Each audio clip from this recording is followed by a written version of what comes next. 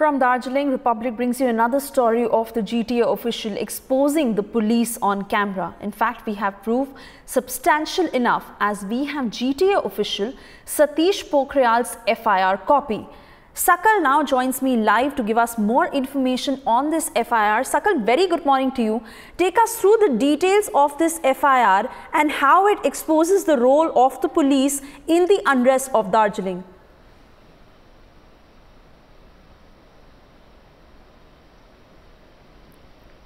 Good morning, Swesha. Now remember why we have been talking about Satish Pokhriyal, because we at Republic, we have been tracking some of the custodial torture stories. And remember, Satish Pokhriyal has been the elected member of the GTA constituency, GTA.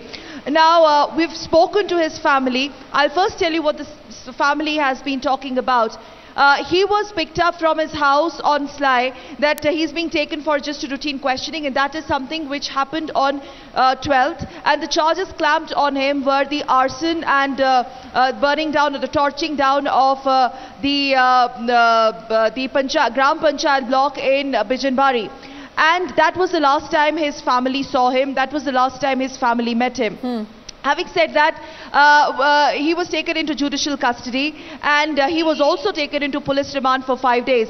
The police has on camera told Republic, in fact we'll be showing that report and the FIR, the original FIR copy, which is with Republic.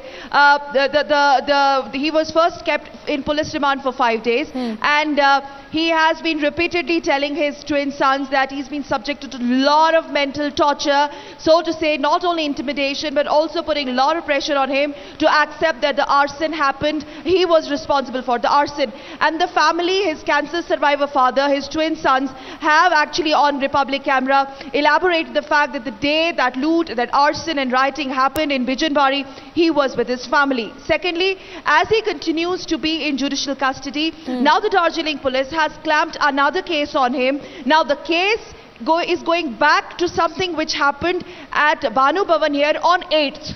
So for the case that happened on 8th, the rioting that happened on 8th, the FIR was filed on 9th. And when the FIR was filed on 9th, the papers were produced in front of the judge after 4 days. Now you cannot actually explain the delay of these ensuing 3 or 4 days, whereas the person is already in the judicial custody. Now in order to elongate this case, basically make it more long legal battle for one of this GTA official, he has been again taken for a police remand for another 6 days. Now, I'll be showing you the FIR copy, which actually, the kind of detailing it contains, it seems that the police has reconstructed the entire event which happened on 8th. The arrest took place on 9th, the FIR was lodged on 9th. The same person was arrested on 11th, but on a separate charges altogether. So if he was arrested on 11th, what is it? And why is it that the Bengal police did not produce the copy of the 9th or the 8th incident FIR? Why did they keep waiting? Now these are the kind of questions which trigger a lot of questions. Swesha, and it's not about also the way we are reporting on similar cases. It is actually not about taking sides as far as those accused are concerned. We're actually trying to understand the discrepancies in the police investigation. If you remember, when we were tracking those 3 arrests which were made initially, the inspection copies were compromised. There were the alleged case of physical torture of those 2 boys who continue to remain in police custody.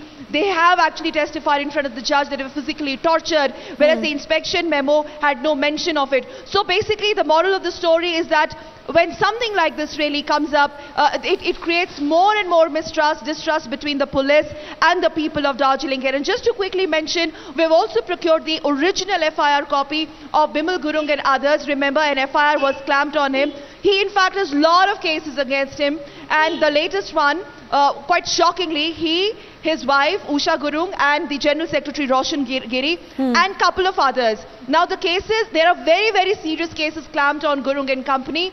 The IPC 307, IPC 302, remember this is a case for culpable murder.